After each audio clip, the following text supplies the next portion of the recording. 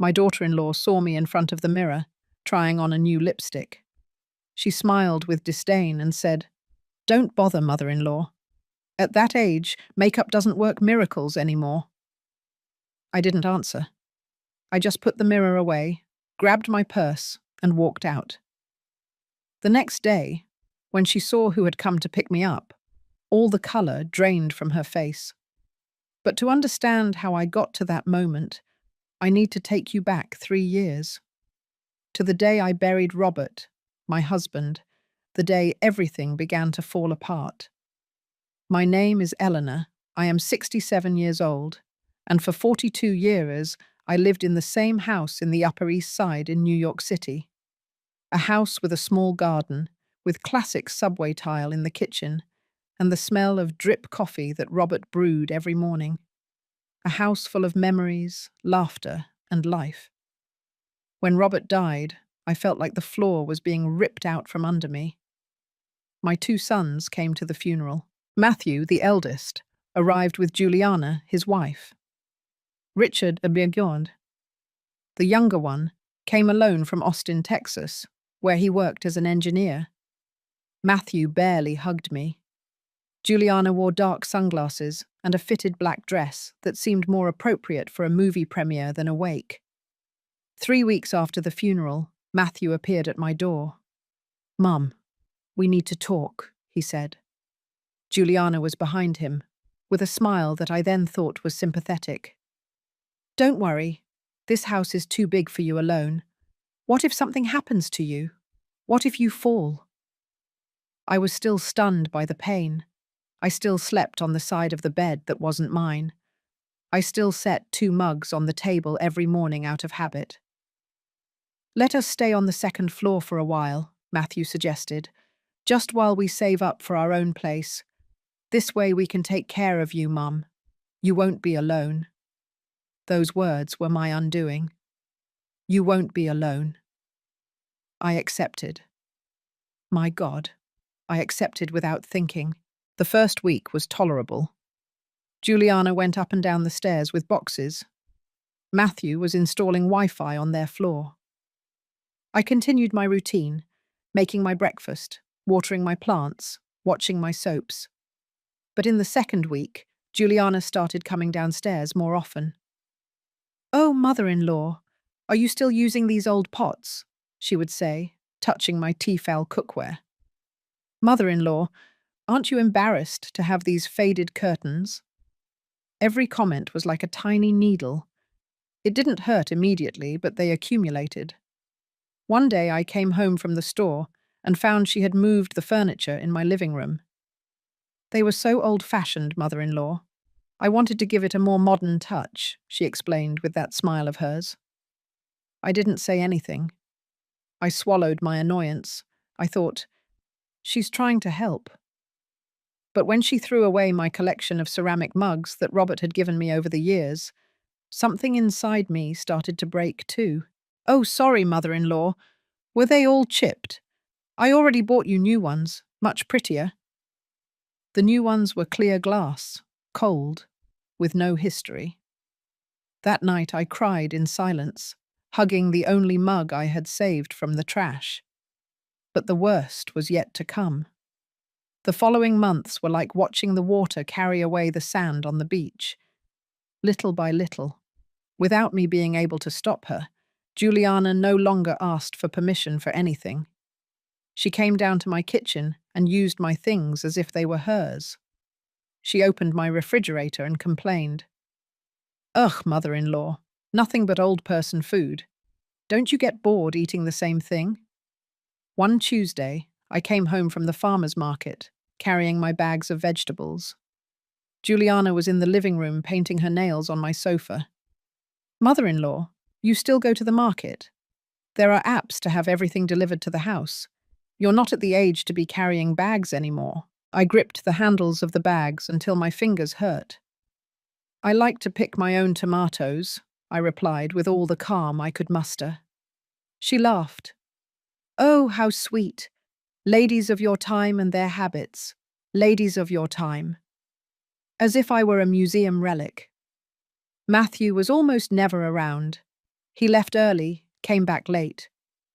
When I mentioned something about Juliana, he only said, "Mom, she just wants to help you.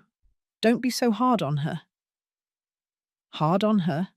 I could barely speak a word without my voice breaking. One day I was tidying up my room when I found something strange. Bills. Bills in my name that I hadn't authorized. Credit cards I didn't remember applying for. Purchases at department stores for amounts that chilled my blood. $47,000 in a single transaction. Another of $89,000. One more of $123,000. My hands trembled holding those papers. I went up the stairs with my heart pounding in my temples. I knocked on the second-floor door. Juliana opened it with a green face mask on. "Juliana, I need to talk to you." "Oh, mother-in-law, I'm busy. Can it wait?" "No, it's now." My voice sounded firmer than I expected. She sighed dramatically and let me in. I showed her the bills. "What is this?" "There are purchases in my name for more than $200,000. For a second, just 1 second, I saw something in her eyes. Something cold, something calculated. But it disappeared so quickly that I thought I had imagined it. "Oh, mother-in-law, don't you remember? You gave me permission. You told me to use your card because mine was blocked. Did you already forget?" "I never, mother-in-law." She interrupted me in a soft, almost maternal voice. "Sit down. Have you taken your medicine today? Sometimes when you don't take your pills, you forget things." I wasn't taking any medicine. I was perfectly lucid. But the way she said it, with that false concern, made me doubt myself for a horrible instant. "I'm going to talk to Matthew," I finally said. "Of course, mother-in-law." I spoke with him. That night, I waited for my son. When he arrived after 10 o'clock, I showed him the bills. Matthew looked them over, tired, with deep circles under his eyes. He called Juliana. She came down wrapped in a silk robe, her eyes red as if she had been crying. "My love, my mother-in-law says she didn't authorize these purchases." Juliana let out a sob, a perfect sob, from an accomplished actress. "I only wanted to help her, Matthew. She told me she needed things for the house, that she felt bad asking her children for money. I just wanted to help." Another tear rolled down her cheek. "If I did something wrong, forgive me, mother-in-law. I just didn't want you to feel bad about asking." Matthew looked at me, and in his gaze I saw that he believed her, not me, his wife, not his mother. "Mum," he said softly, as if I were a small child. "Maybe you just forgot. You've been so stressed since Dad." He didn't finish the sentence. He didn't have to. "Julie just wants to help. Please be more understanding with her." I stood there, in my own living room, holding those bills, feeling my own son choose his wife's lie over his mother's truth. That night I couldn't sleep. I lay staring at the ceiling, listening to their steps upstairs, feeling my house stop being mine. And then I heard something that chilled my blood. Juliana was talking on the phone, her voice cut through the ceiling. I didn't understand everything, but I caught some loose words. "Soon, the right moment. She doesn't suspect anything." I got out of bed with a pounding heart. I crept upstairs barefoot until I was under their window. "Mum says we need to hurry things up." "No, he doesn't say anything. He does whatever I want." "Yes, the house will be in our name. I have everything ready." I felt the floor open beneath my feet, but I still had no idea how far their plan went. The following days were a silent nightmare. Every time I saw Juliana, I remembered those words. The house will be in our name. How? What was she talking about? This house was mine. Robert and I paid for it over 20 years. Every brick, every window, every corner held our sweat. I tried to act normal, but she noticed everything. She looked at me with those narrowed eyes, as if evaluating me. Mother-in-law, are you feeling well? You seem nervous. I'm fine, I lied. I started looking for my important documents. The house deeds, my will, Robert's life insurance papers. I kept them in a wooden box in my closet. When I went to check them, my heart stopped. Documents were missing. The deeds were there, yes, but there were copies that I didn't remember making. And there were new papers, with law firm logos, that I had never visited. I picked up my phone with trembling hands and called Richard, my younger son, the one who had always been more observant, calmer. Mum, what's wrong? Your voice sounds strange. I couldn't hold back. I cried. I cried like I hadn't cried since Robert's funeral. I told him everything. The bills, the comments, the conversation I had overheard, the documents. I'm coming over, he said without hesitation. This weekend. When Richard arrived on Saturday, Juliana put on her best face. She made him coffee, smiled at him, and asked about his job in Austin. Brother-in-law, so good to see you. Your mother keeps us abandoned. You barely tell us about yourself. Richard just nodded, polite but distant. He had always been that way. He observed more than he spoke. That afternoon, while Juliana was out at the supermarket and Matthew was at work, Richard and I sat in the kitchen. I showed him the bills, the documents, everything. His seriousness reminded me of his father. Robert also had that way of furrowing his brow when something wasn't right. Mum, this is wrong. Very wrong, he finally said. These copies of the deeds, someone is using them for something. And these bills, this is fraud. But Matthew tells me I'm forgetting things, that I gave permission. You are not forgetting anything, Richard cut in firmly. I know you. I know when something is bothering you. And I see the way she looks at you, Mom, as if she's waiting for you to disappear. His words gave me chills because that was exactly what I felt. On Sunday, during lunch, Richard tried to talk to Matthew. Juliana was sitting next to my older son, her hand on his, as if marking territory. Brother, we need to talk about Mom. What about Mom? Matthew asked, without looking up from his plate. I think someone is taking advantage of her. Juliana let out a light laugh. Oh, Richard, don't start with theories. Your mother is perfectly well cared for here with us. I'm not talking to you, Richard replied with a coldness that surprised me. The atmosphere tensed. Matthew finally looked up. What are you implying? That there are fraudulent bills in Mom's name? That documents are being moved that she didn't authorize? That something is not right? Juliana gripped the napkin on her lap. I saw her jaw tighten. Matthew, are you going to let your brother accuse me like this? And there she was again, the perfect victim. Teary eyes, a broken voice. Matthew stood up. Richard, if you're going to come to my house and disrespect my wife, this is not your house. Richard interrupted him. It's our mother's house. The silence that followed was so thick you could cut it with a knife. Matthew walked away from the table. Juliana followed him, but not before giving me a look I will never forget. Pure, concentrated venom. Richard had to return to Austin that night for his job, but before he left, he hugged me tightly. You are not alone, Mum, I promise you. I'm going to find out what's going on. When he left, the house felt emptier than ever.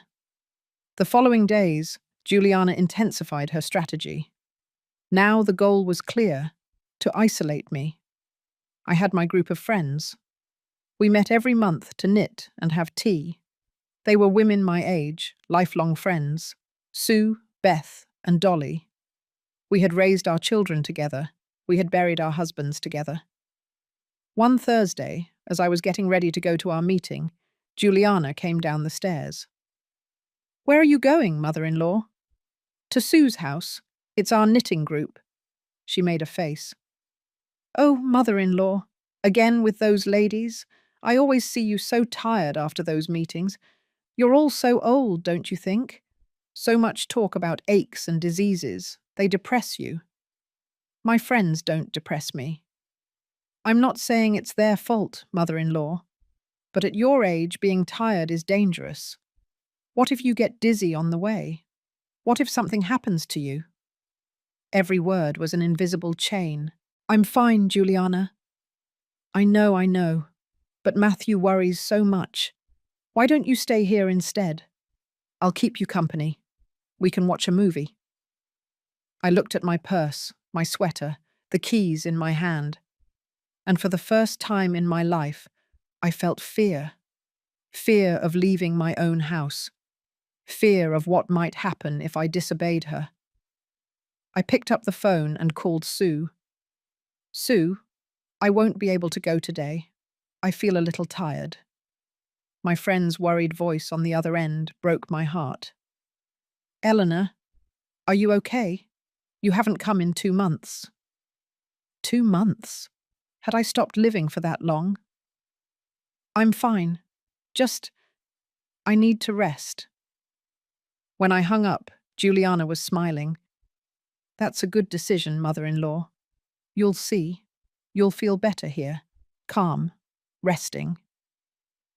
I sat on the sofa, in my own living room, feeling the walls close in on me. And the worst thing was that no one, absolutely no one, seemed to see what was happening. But the universe was preparing something neither of us expected. 3 weeks later, Juliana walked into my room with a smile that should have alerted me. But I was so tired, so defeated, that I could no longer distinguish the danger signs.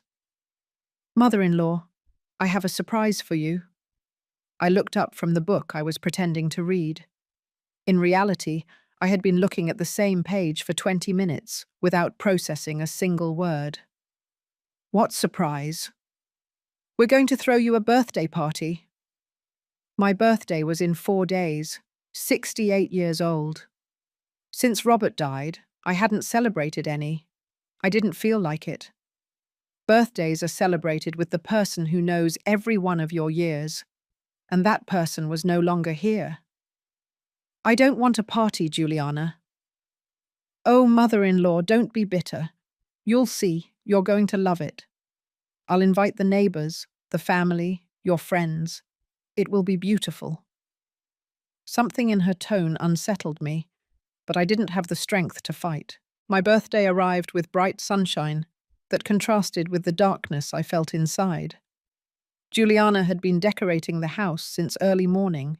Pink and gold balloons everywhere. A table with snacks, background music.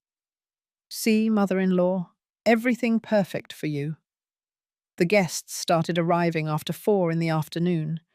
Neighbors who barely spoke to me anymore. Some distant cousins of Matthew's. Juliana's sister with her husband.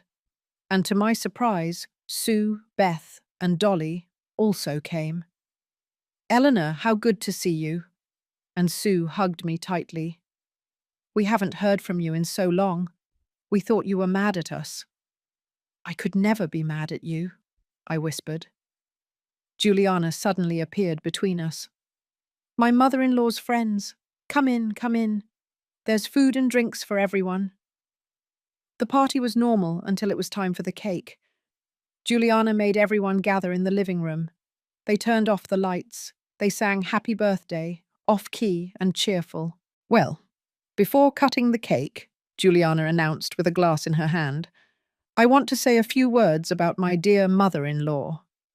My stomach clenched. Eleanor is an incredible woman, a woman from another era. Light laughter from the audience. And since she's from another era, well, she has her quirks, right? More laughs. Awkward ones now. For example, "Look what I bought her as a gift." She pulled a beige knitted cardigan out of a bag, one of those only worn by ladies in retirement homes. A granny sweater because, poor thing, at her age, she doesn't even know what to wear anymore. I look at her and say, "Oh, mother-in-law, that blouse from 1985 again?" Some people laughed. Others looked at the floor. I was frozen in my chair, feeling every word was a public slap in the face. But the worst was still to come. "And since we're among friends," Juliana continued, now with her phone in her hand, "let me show you some photos of my mother-in-law's youth, so you can see that she also had her glory days." The television screen turned on, and there, for everyone to see, a photo of me in a swimsuit appeared. I was 28 years old. Robert and I were in Miami on our first vacation after Matthew was born. I looked happy, young, a little chubby after the pregnancy. "Look at that! The mother-in-law in a bikini," Juliana announced amidst laughter. Well, in those days, they used those very covering swimsuits, right? More photos. Me at the wedding, in my dress that I thought was the most beautiful in the world, and that now, on that giant screen, looked outdated. Me, pregnant, with a huge belly. Me with my hair up in a style that was elegant in the 80s, but now looked ridiculous. Every photo was accompanied by a comment from Juliana. Every comment generated nervous laughter. I looked at Matthew. He was in a corner, drinking a Budweiser, saying nothing, not defending me. His silence hurt more than all his wife's words combined. "Oh, mother-in-law, don't be like that," Juliana said, seeing my face. "It's just for a little fun. You know we love you." Sue stood up. "This is not okay, Eleanor." But I couldn't take it anymore. I got up from my chair. I walked through the living room among the guests who avoided my gaze. And I went up the stairs to my room. I closed the door and collapsed onto the bed. The tears came then. Hot, bitter, humiliating. I had been ridiculed in my own home, in front of my people, in front of my neighbors, in front of my friends. And my son hadn't said a single word. I heard soft knocks on the door. "Mom?" It was Matthew. I didn't answer. "Mom, open up. Julie didn't mean to make you feel bad. It was just a joke. A joke." My public humiliation was a joke. "Go away, Matthew." "Mom?" "Go away." I heard him go down the stairs. The party continued downstairs as if nothing had happened. Music, laughter, conversations. I stayed there, in my bed, looking at the framed photos on my dresser. Robert and I on our anniversary. My sons as children. A family that no longer existed. Someone else knocked on the door. This time it was Richard's voice. "Mum, it's me. Please open up." I didn't know Richard had come to the party. I opened the door. My younger son came in, his face red with contained fury. "I just arrived. I saw everything. I saw what that woman did." He sat down next to me and hugged me. "This ends now, Mom. I swear this ends here." "I can't do anything, Richard. Matthew defends her. This is my house, but I feel like an intruder."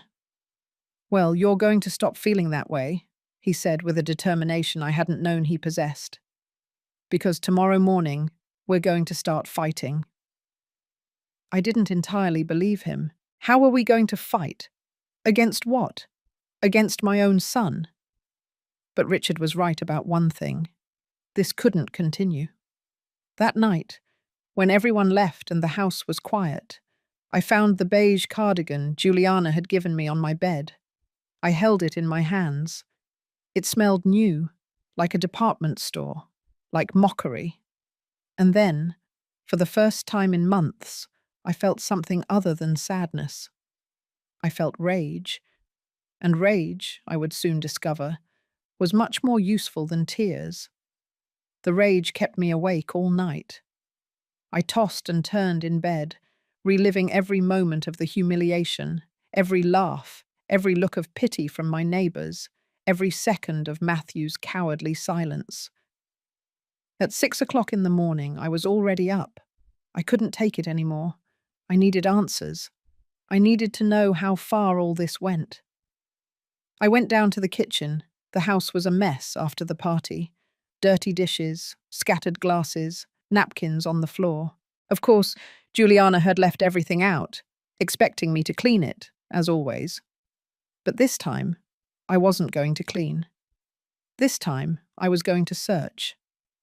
I remembered that Matthew had a small study on the ground floor, next to the garage. Robert used it for his work things. Matthew had turned it into his personal office when they moved in, an office he kept locked.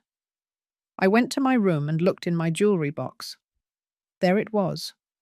The master key Robert had made years ago when we were constantly losing our keys.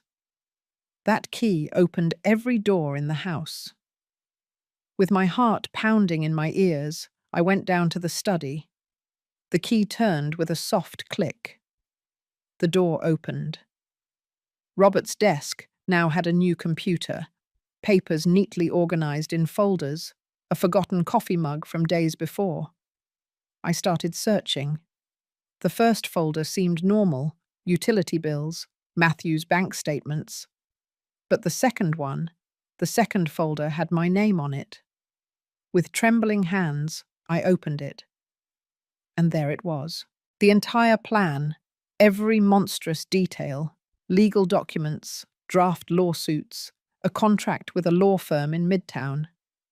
And on the first page, written in clear, definitive handwriting, process for declaration of mental incompetence due to advanced senility.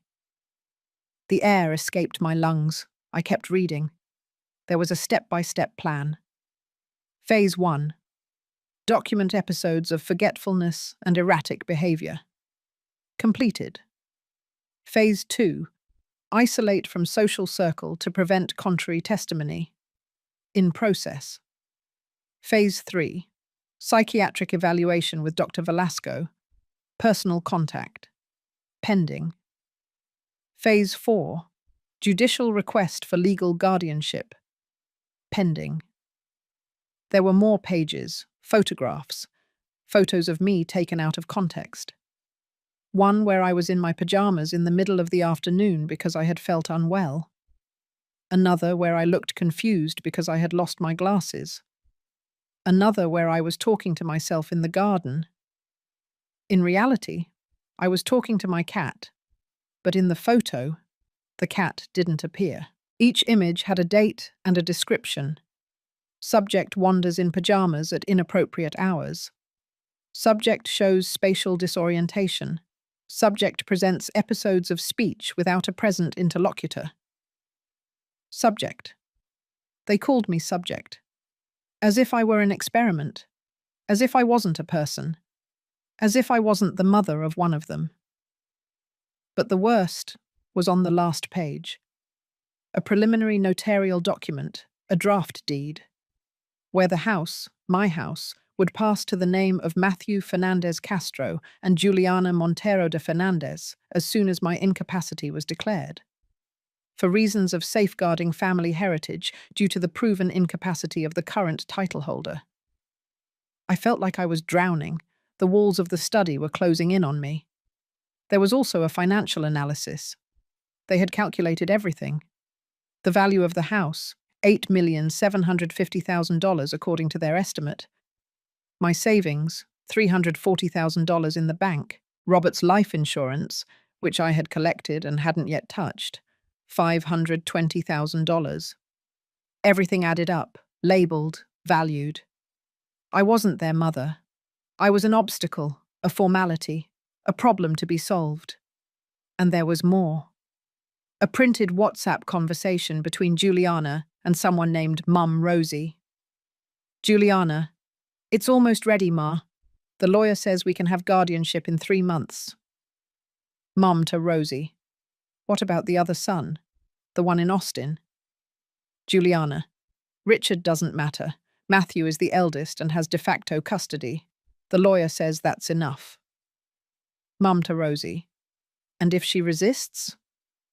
Juliana. At her age, with the evidence we have, she doesn't stand a chance. Besides, who will believe her?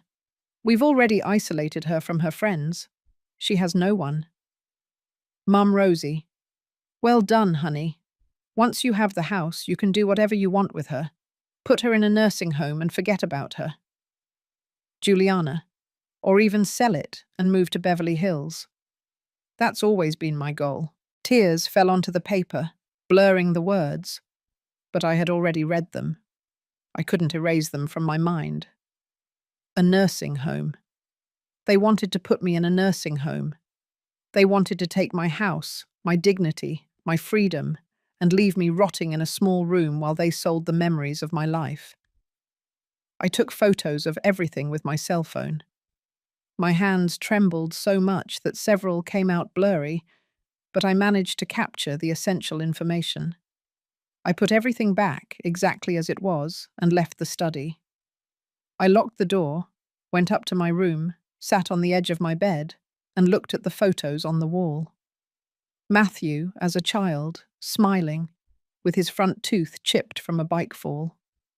Matthew at his graduation, hugging me, saying, "Thank you, Mum, for everything." Matthew at his wedding, kissing my cheek, whispering, "You'll always be my priority." At what point had I lost my son, or had I never really had him? The pain was so profound I couldn't even cry. It was a black void, huge, unbearable. I called Richard. He answered on the second ring. "Mom, what happened?" I couldn't speak, just broken sobs. "I'm coming. I'm leaving right now. Hold on, Mum. I'm coming." I hung up and stayed there, hugging a pillow, feeling my whole world collapse. I had raised that child. I had given him everything. I had stayed up all night when he had a fever. I had worked double shifts to pay for his college. I had cried with pride the day he got his first job.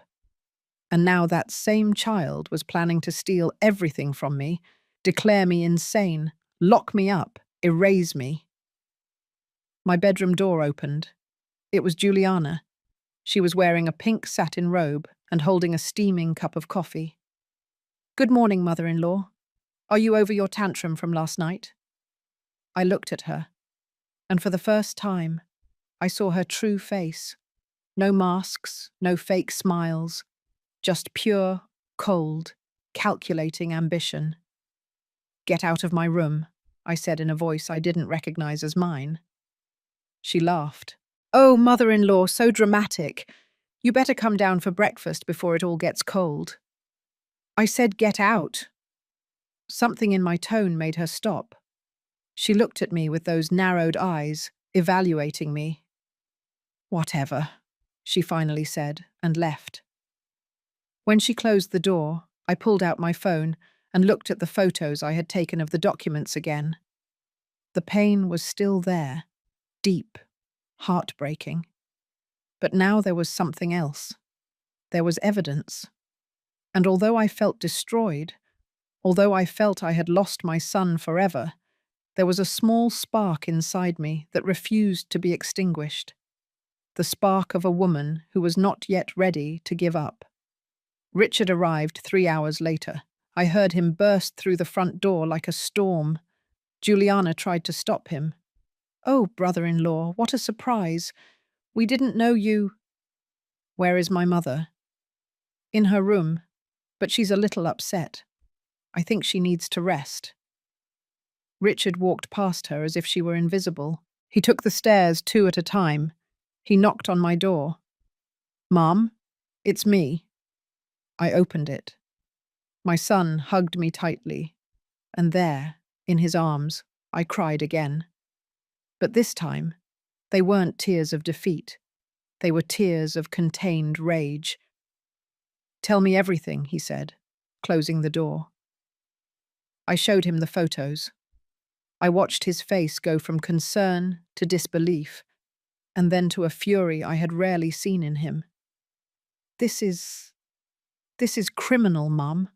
This is fraud. It's abuse. He couldn't find the words. It's your brother, I finished. It's Matthew. Matthew is being manipulated by that viper. But yes, he is an accomplice, and he is going to answer for this. Richard took a deep breath. We need legal help. Someone good. Just then my phone rang. An unknown number. I answered cautiously. Hello? Eleanor? Eleanor Aguirre? The voice was masculine, low, with a warm tone that felt vaguely familiar. Yes, this is me. Who is speaking? It's David. David Solomon. I don't know if you remember me. We were classmates in college. It's been 45 years. The name hit me like a wave of memories. David. The quiet guy with intelligent eyes who sat 2 rows back in literature class. The one who had asked me out 3 times. And all 3 times I had said no, because I was already dating Robert. David. Of course, I remember. How did you get my number? I saw something on Facebook. A certain Sue Medina shared a worrying post about a party. Anyway, I got curious, did a little digging, and, well, I have my contacts. He paused. Eleanor, I know this is going to sound strange, but are you okay? Because what I read worried me. Sue.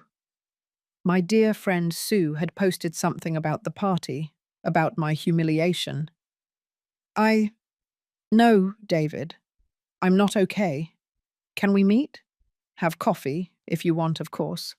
I don't want to inconvenience you. I looked at Richard, who was observing me curiously. I signaled for him to wait. What do you do now, David? I'm a lawyer, specializing in family and succession law. I have my office in downtown.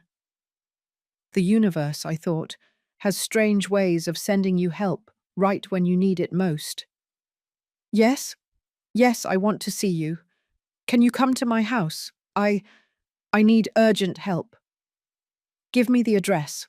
I'm leaving right now. When I hung up, Richard was looking at me with raised eyebrows. Who was that? An old friend.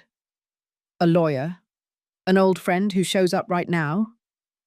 Your father used to say he didn't believe in coincidences. I smiled for the first time in days. He said the universe conspires when you're on the right path. David arrived an hour later. When I opened the door, I barely recognized him. The 22-year-old skinny guy was now a man of almost 70, with silver hair, elegant framed glasses, and a suit that spoke of professional success.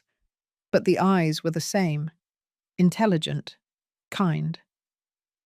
Eleanor, he said with a soft smile, the years have treated you well.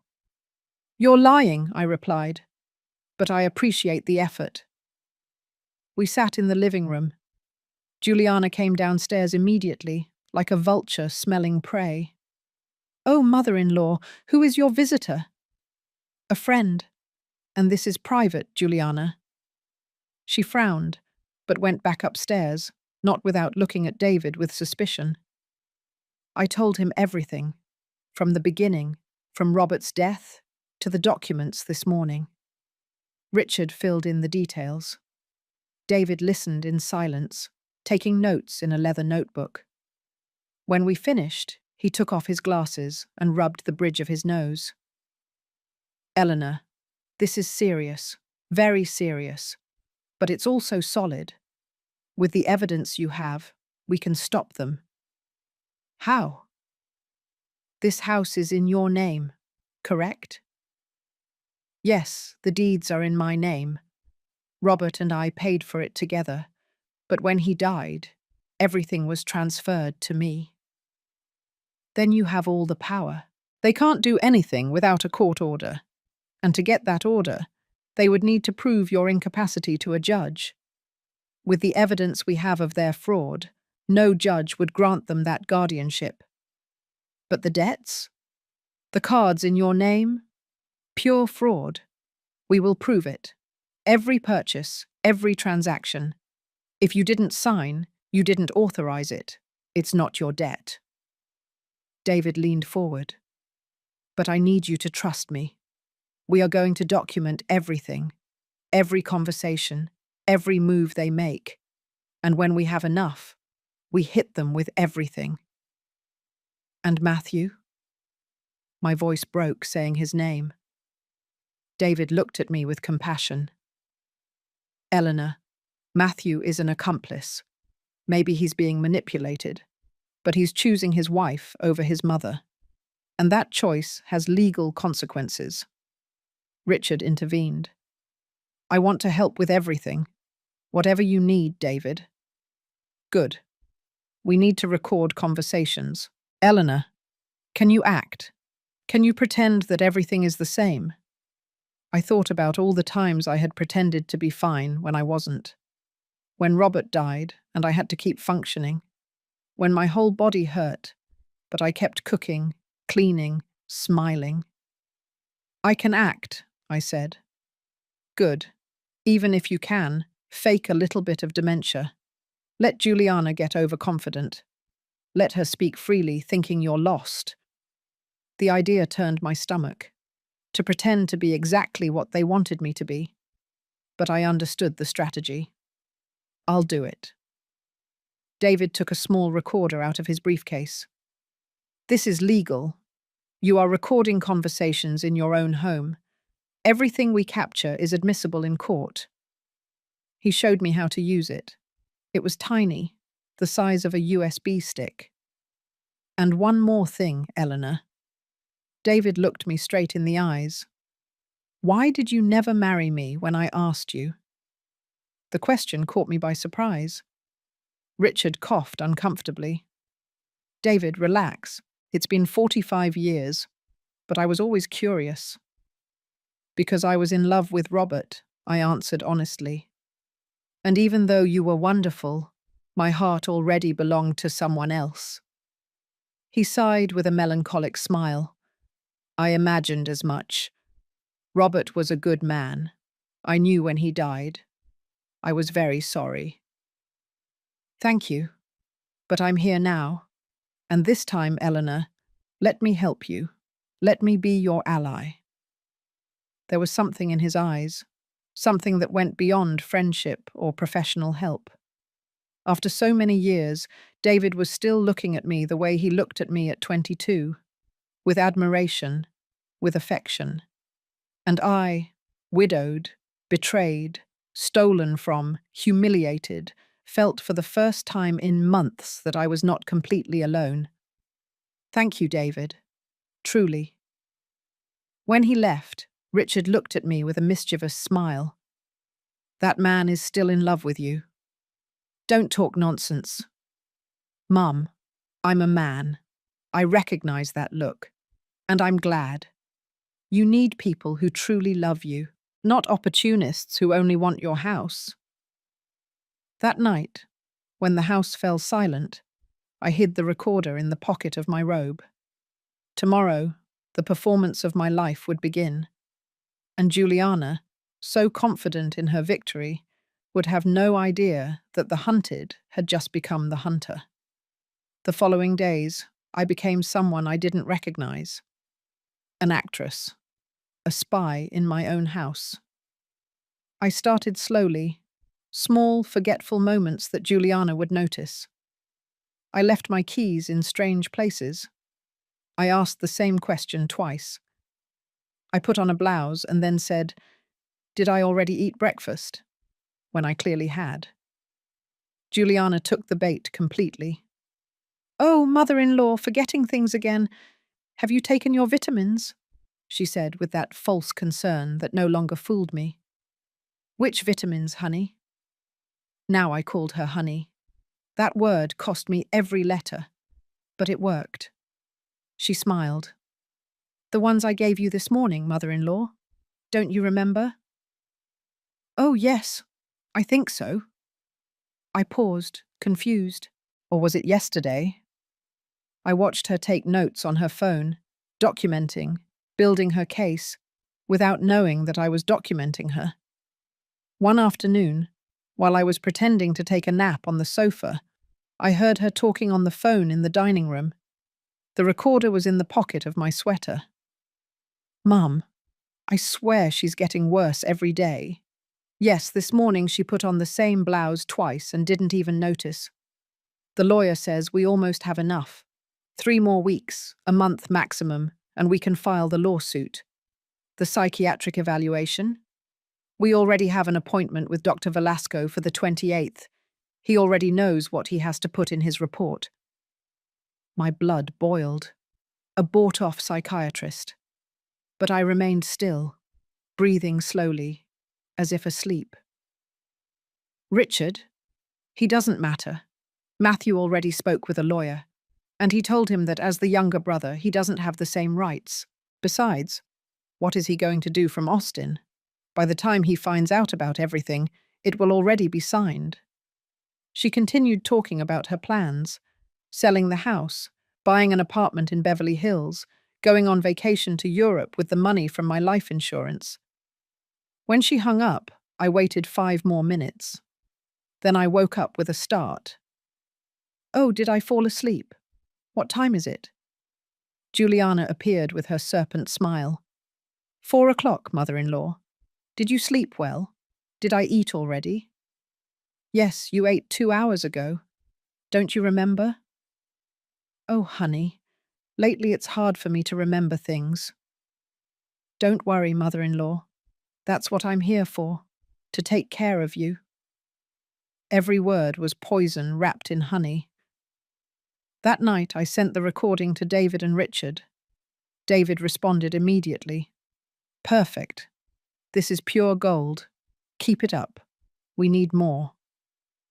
And I got more. A few days later, Juliana invited her family over to see the house. She didn't tell me. They just showed up. Her mother, Rosie, a woman in her 60s with too much makeup and dyed blonde hair.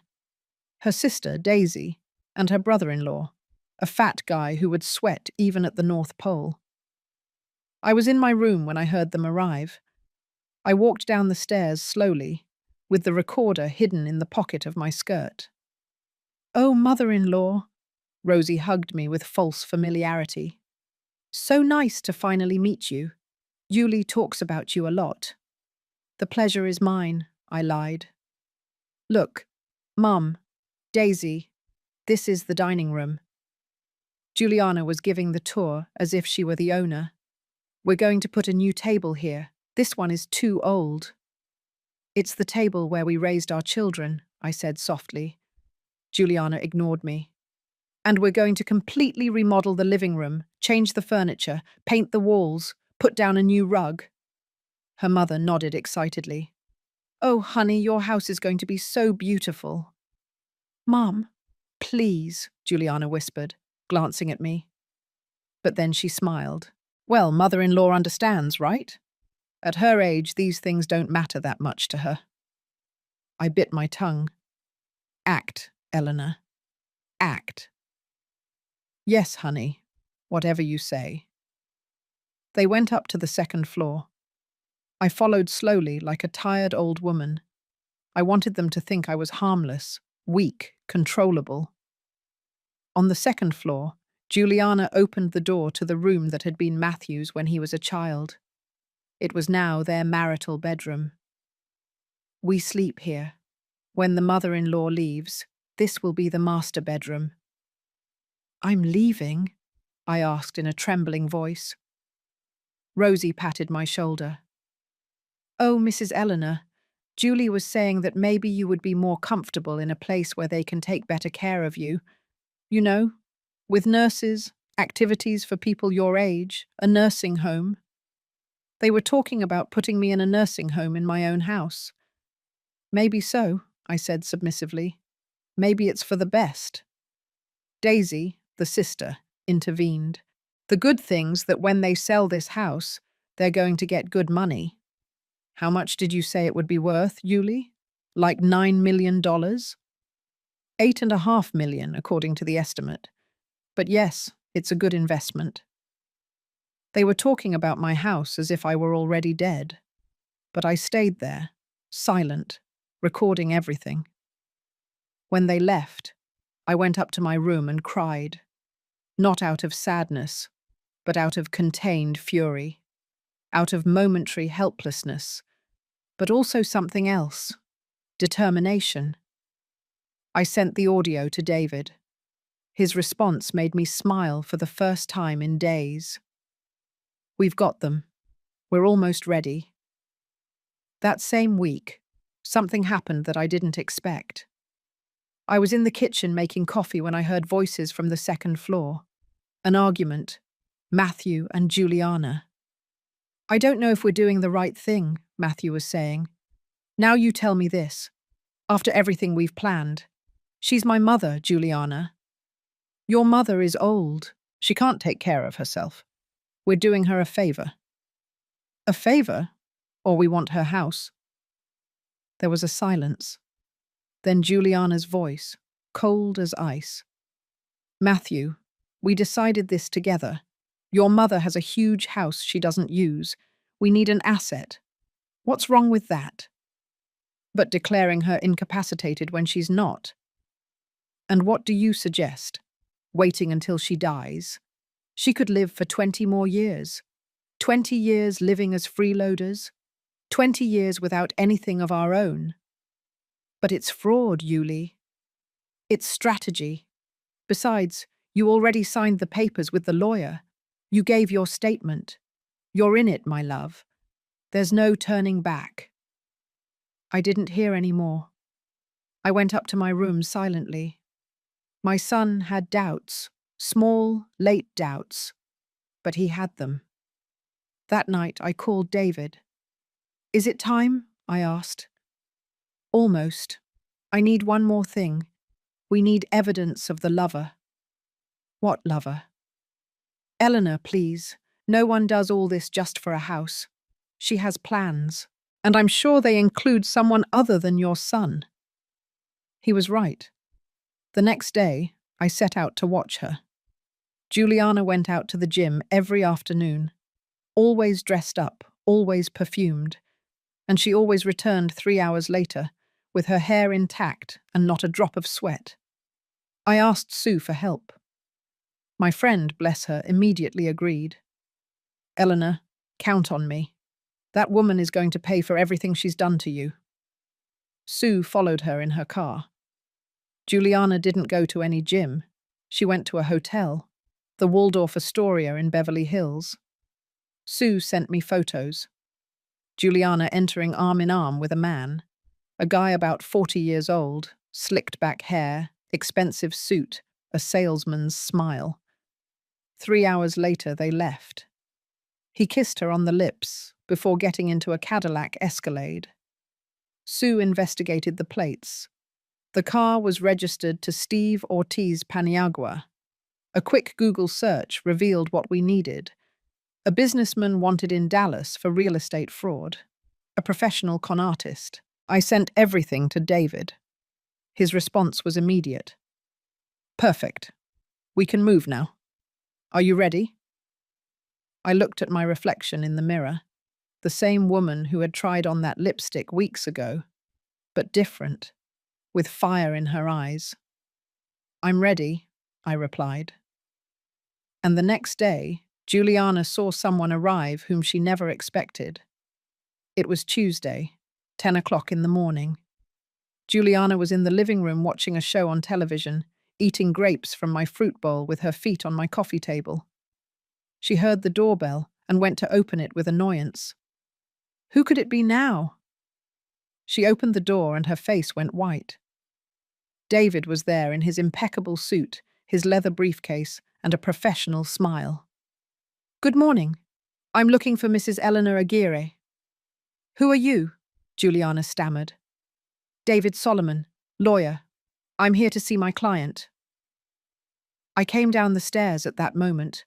I had planned my entrance. I was wearing a grey dress that made me look dignified, my hair pulled back, and I had even put on a little makeup. I wanted to look strong.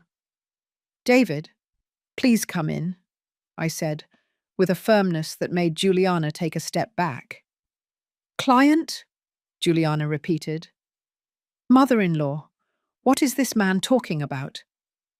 "Sit down, Juliana. You need to hear this too." We sat in the living room. David opened his briefcase and pulled out a thick folder. "Mrs. Juliana Montero, I am here on behalf of Mrs. Eleanor Aguirre to notify you that we have filed a formal lawsuit for fraud, identity theft, and misappropriation of property." Juliana laughed, a nervous, high-pitched laugh. "What? This is ridiculous. Mother-in-law, what did this man tell you? Who is he?" "He is my lawyer," I replied calmly. "And he has evidence of everything you've done." "Evidence? What are you talking about?" David placed copies of the fraudulent bills on the table. $847,000 in unauthorized purchases, credit cards opened in my client's name, without her consent. This constitutes financial fraud, Mrs. Montero. She gave me permission. Right, mother-in-law? You gave me permission. No, Juliana, I never did. My voice did not tremble. David continued. We also have documentation of a plan to declare my client mentally incapacitated with the goal of taking possession of her property. He placed copies of the documents I found in the study on the table. Documents that were prepared without Mrs. Aguirre's knowledge or consent. All the colour completely abandoned Juliana's face. Furthermore, David pulled out his phone. We have recordings. He played the audio. Juliana's voice filled the room. She's getting worse every day. We almost have enough. 3 more weeks and we can file the lawsuit. Then, the audio from her family's visit. When they sell this house, they're going to get good money. 8.5 million. Juliana jumped up. That's illegal. You can't record me without my permission. Actually, we can, David replied calmly. The recordings were made by the owner of the house on her own property. They are completely admissible in court. Matthew! Juliana screamed. Matthew, come down now! My son came running down the stairs. He was shirtless, in sweatpants, looking like he had just woken up. What's going on? Who's yelling? David stood up and extended his hand. David Solomon, your mother's lawyer. Matthew did not shake his hand. He looked at me. Mum. Sit down, son. You need to hear this too. For the first time in months, I used a tone that allowed no argument, the same tone I used when he was a child and did something wrong. Matthew sat down. David went over everything again. The fraud, the plans, the recordings. Matthew listened, his eyes widening with every word. Additionally, David continued, pulling out more papers, we have requested the immediate freezing of all fraudulent credit cards. The debts will be transferred to the name of the person who made the purchases, Mrs. Juliana Montero. You can't do that, Juliana shrieked. Yes, we can, and we did it this morning at 8 o'clock. David handed her an official document. We have also presented a temporary eviction order while the case is investigated. Eviction? Matthew found his voice. Mum, are you kicking us out of the house? I looked at him. My son, my firstborn, the child I had carried in my arms, who I had comforted in his nightmares, who I had applauded in every achievement. Matthew, you were planning to declare me insane to steal my house. I wasn't. Yes, you were, I interrupted him. I found the documents. I heard the conversations. I saw the plans. My voice broke slightly. How could you? Mum, I just wanted to. What did you want? To put me in a nursing home? To sell your father's house? To erase me?" Juliana intervened, with perfect tears rolling down her cheeks. "Matthew, my love, this is a misunderstanding. Your mother is confused. That man is manipulating her." "Shut up!" Matthew's voice thundered in the room. For the first time, he yelled at his wife. "Shut up, Juliana." He stood up, trembling. He looked at me with glassy eyes. "Mum, I didn't want to go that far. Julie said it was the only way to secure our future, that you wouldn't understand that it was better this way for everyone." "For everyone? Or for her?" David pulled out the last cards, the photos of Juliana entering the hotel with Steve. "And finally, we have evidence that Mrs. Montero is maintaining an extramarital relationship with Mr. Steve Ortiz Paniagua, a known con artist wanted in Dallas."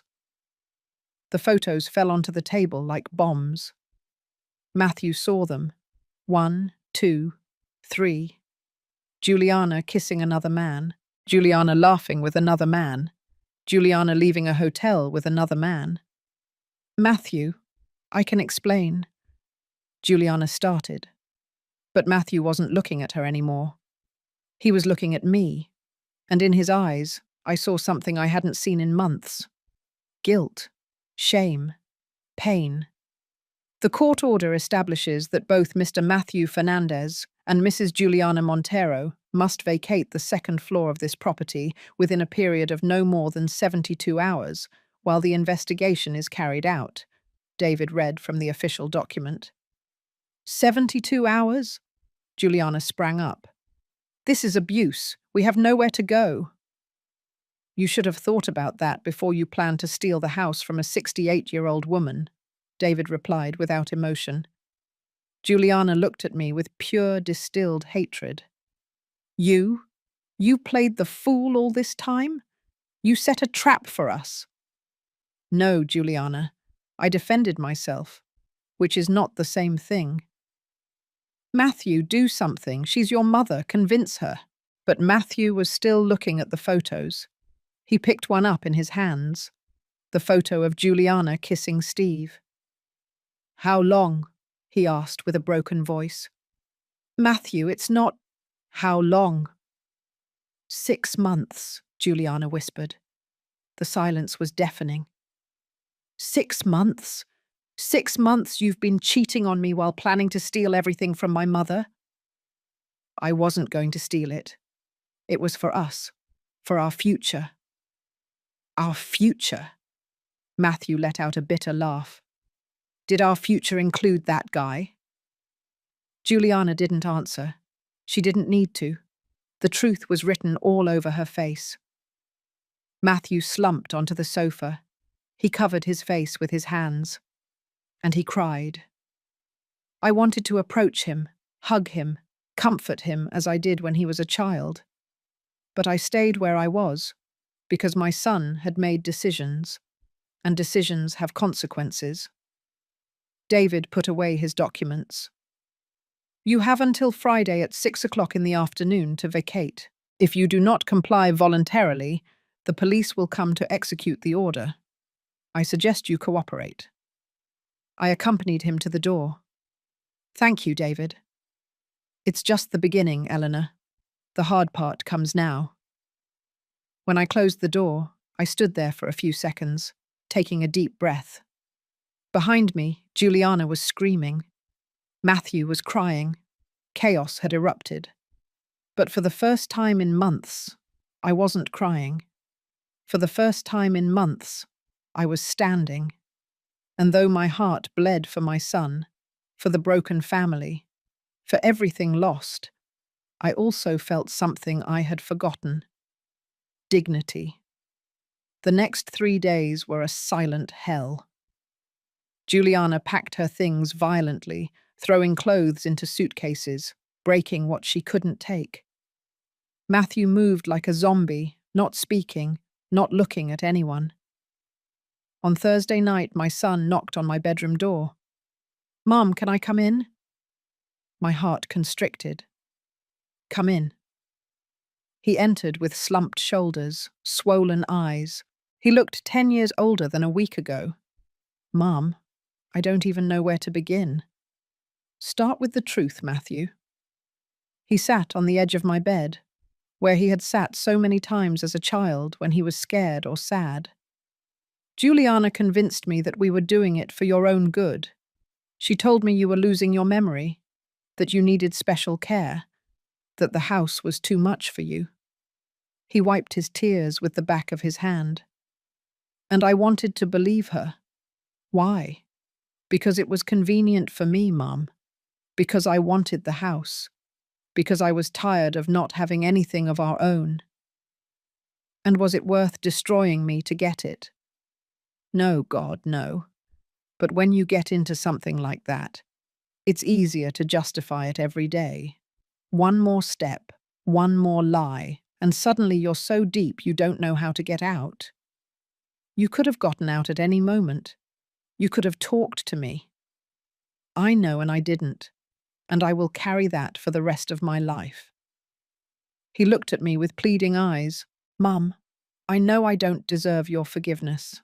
I know what I did is unforgivable. But I need you to know that I never stopped loving you, even if what I did says otherwise. I wanted to hug him, to tell him everything was okay, but I couldn't, because everything was not okay. Matthew, you are my son, and you always will be. But I need time. I need to heal from what you did to me. He nodded, crying silently. I understand. I'm leaving tomorrow. I don't know where yet. Richard offered for me to stay with him for a few days while I find something. And Juliana? She's going with her mother. I already filed for divorce. His voice broke. It was all a lie, Mum. Everything. I don't even know if she ever loved me. I'm sorry, son. I'm more sorry. For you. For everything. He stood up to leave. At the door, he stopped. Dad would be disappointed in me. Yes, I replied honestly. He would be. But he would also believe you can be better.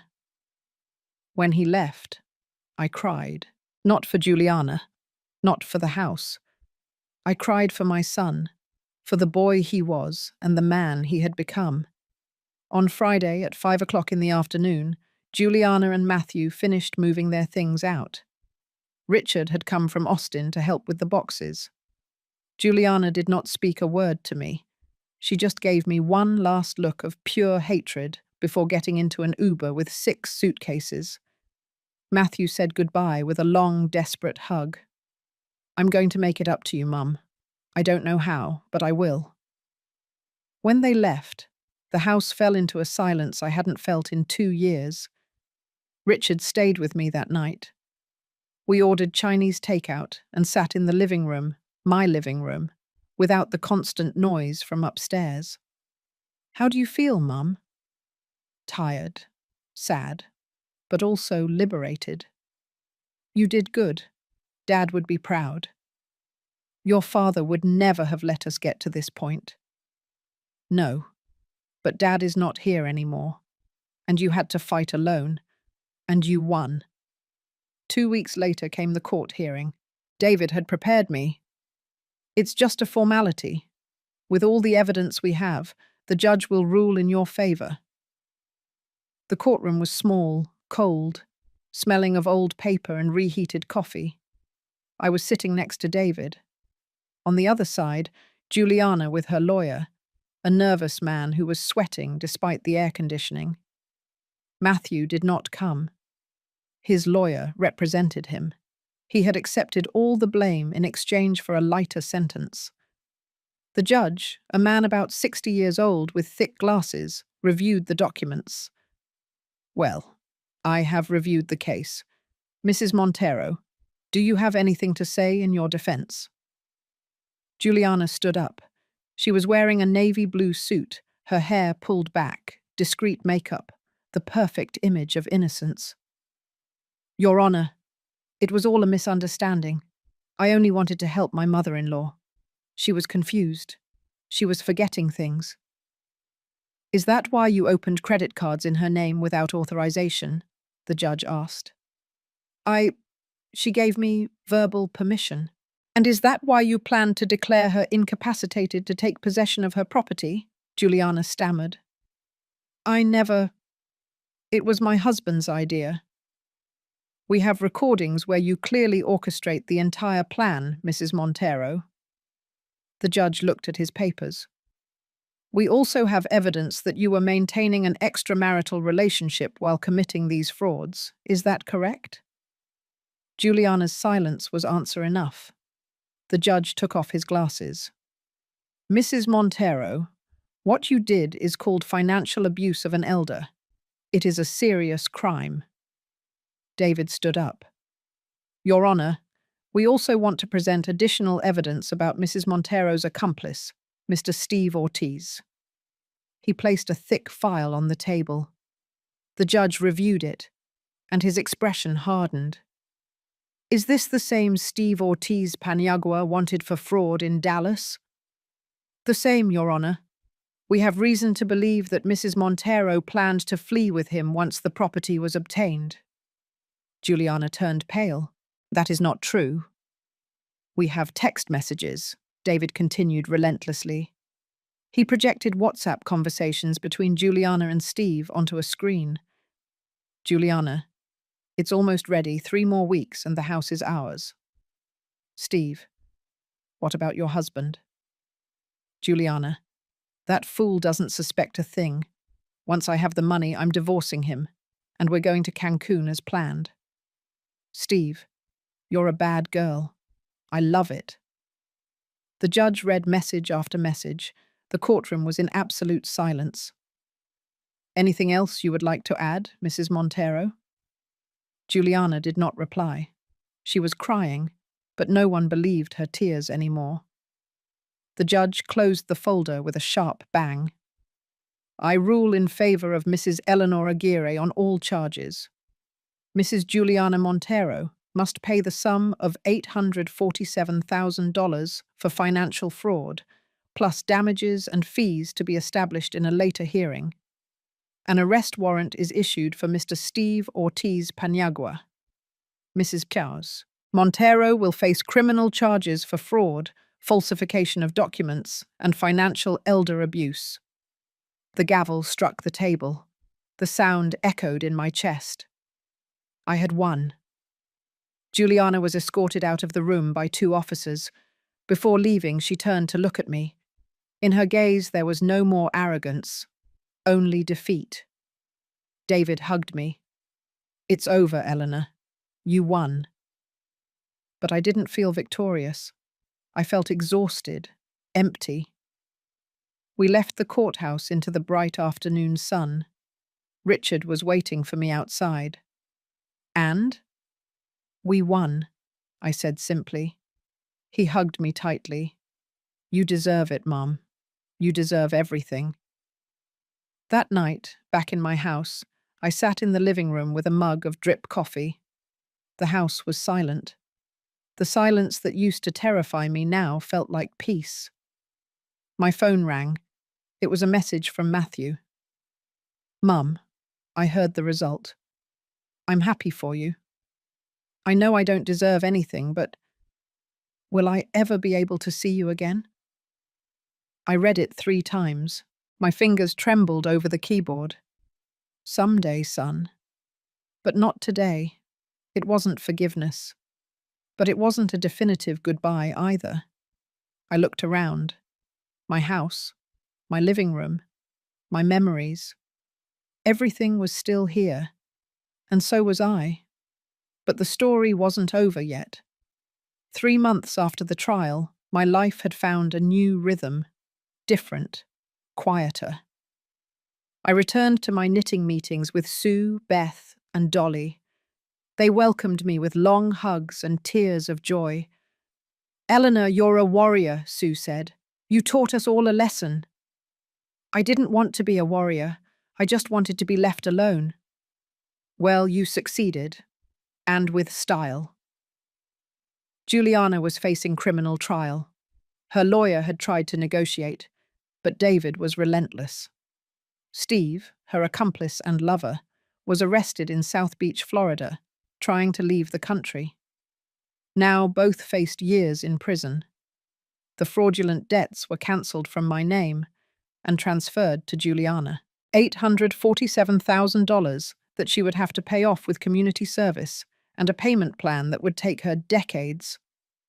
Poetic justice, David called it.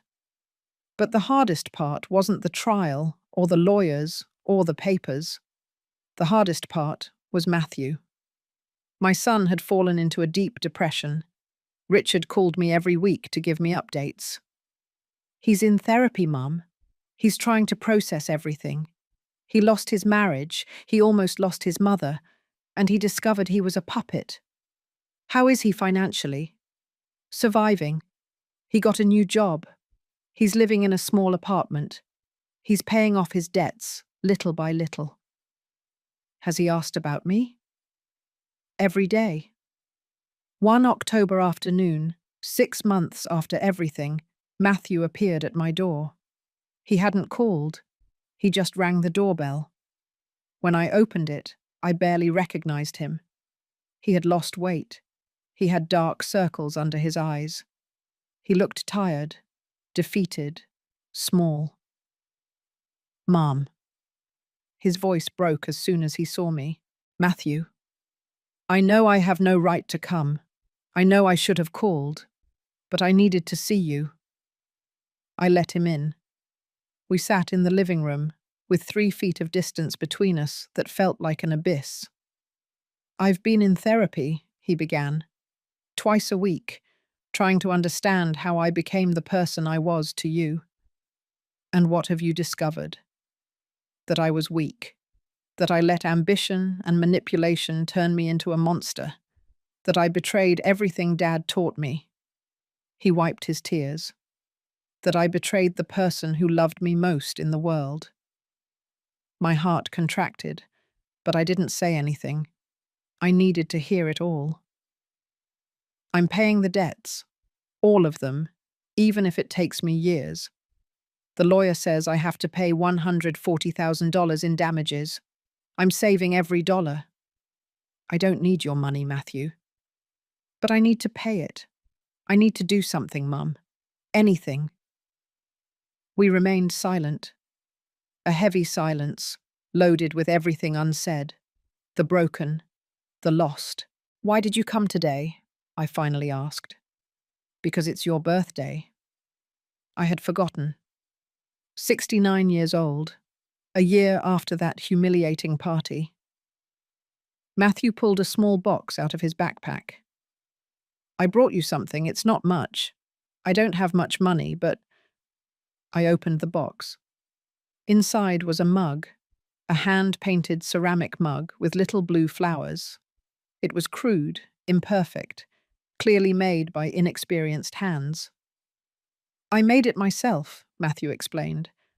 "I took a ceramics class. I remembered that Juliana threw away your mugs, the ones Dad gave you, and I thought I could start replacing them, one at a time, for as long as it takes me to earn your forgiveness." I took the mug in my hands. I felt its uneven weight, its rough texture, the imperfect love put into every detail, and I cried. "Mum, don't cry. Please." "I'm not crying out of sadness, Matthew.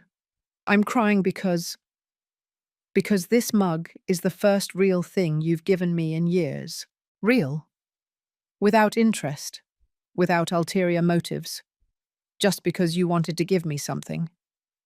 He knelt in front of me, like when he was a child asking for forgiveness for breaking a window or getting bad grades. "Mum, I know I don't deserve your forgiveness. I know what I did has no excuse. But if you give me a chance, even a small one, I will spend the rest of my life proving that I can be the son you deserved." I looked at him. I really looked at him. And I saw 2 people. The man who betrayed me, and the boy I once was everything to. Matthew, I can't forgive you today. Maybe I can't forgive you tomorrow, but I want to try. Really? Really, but with conditions. Whatever they are. First, therapy. Not just for you. Family therapy. With you, with me, and Richard. We need to heal this properly. I accept. Second, boundaries. If we rebuild a relationship, it will be slowly, with respect, with honesty. I understand. And third, never, ever choose money over people again. Because money runs out, Matthew. But the people you love, they are irreplaceable. I know that now. I learned it the hard way. I hugged him, a short, cautious hug, but it was a start. When he left, I was left with the mug in my hands. It was ugly. It was imperfect. It was beautiful. 2 weeks later, David came over for dinner. I made him meatloaf, mashed potatoes, and green beans. Simple, honest food, the way I've always known how to cook. "Eleanor, this is delicious," he said, wiping his mouth with a napkin. "My husband used to say I cooked better when I was at peace. And are you at peace?" I thought about the question. I thought about everything I had lived through. The pain, the betrayal, the fight, the victory, the difficult forgiveness. "I'm getting there," I replied. David looked at me with that gaze he had never stopped having. "Eleanor, I know it's soon. I know you're still healing. But I need to tell you something I kept silent for 45 years. David, let me finish." He took my hand across the table. "I never stopped thinking about you. I got married. Yes, I had a life. But when my wife died 5 years ago, and when I saw you again a few months ago, I knew. I knew that some stories deserve a second chapter. David, you don't have to answer now. I just need you to know that I'm here, that I'm not going anywhere, and that if someday, when you're ready, you want to give a chance to this old fool who loved you since he was 22, I'll be waiting." I looked at him, his grey hair, his wrinkles, his kind eyes, and I felt something I hadn't felt in years. Possibility. "I don't promise you anything," I finally said. "But I'm not saying no either." He smiled. "It's more than I expected." That night, after David left, I went up to my room. I passed the door of the second floor, now empty, silent. I went into my room and stood in front of the mirror, the same mirror where it all began. I picked up the lipstick, the same coral lipstick I had put on that day. I applied it slowly, carefully, looking into my own eyes. And I saw a different woman, not younger, not more perfect, but stronger, more dignified, more herself. "Makeup doesn't work miracles," I said to my reflection. "But recovered dignity, that transforms everything." I smiled, and for the first time in a long time, the smile was genuine. I learned many things in those painful months. I learned that family doesn't always mean loyalty, that sometimes the people you love the most are the ones who can hurt you the most. I learned that it's okay to set boundaries, that saying no doesn't make you a bad person, that defending yourself is not selfishness. I learned that forgiveness doesn't mean forgetting, that you can forgive and still protect your peace, that you can love someone from a distance while you heal. I learned that age doesn't make you weak, that at 69 years old, you can be stronger than ever. That grey hair is wisdom and wrinkles are maps of survived battles. And I learned that it's never too late to start over. My house is at peace now. Richard comes every month to visit me. Matthew comes every 2 weeks, slowly rebuilding what he destroyed. David stops by for coffee on Thursdays and makes me laugh with stories of his absurd cases. I went back to watering my plants. I went back to cooking for my friends. I went back to wearing coral lipstick without anyone telling me that at my age, I can't. Because the truth is this: true wealth is not in what you possess. It's in what you don't allow them to take from you. Your dignity, your voice, your right to live in peace, and no one, absolutely no one, can take that from you. Unless you let them. If this story touched your heart, if it made you feel rage, hope, or simply reminded you that it's never too late to stand up for yourself, leave me your comment. Tell me, where are you listening from? Have you lived through something similar? Do you know someone who needs to hear that they deserve respect? Give it a thumbs up if you think Eleanor did the right thing, and subscribe to the channel for more real-life stories of women and men who got up when everyone thought they were defeated. Because everyone has a story, and all of them deserve to be told. Thank you for joining me in this story. Until the next story, Aunt Rosie.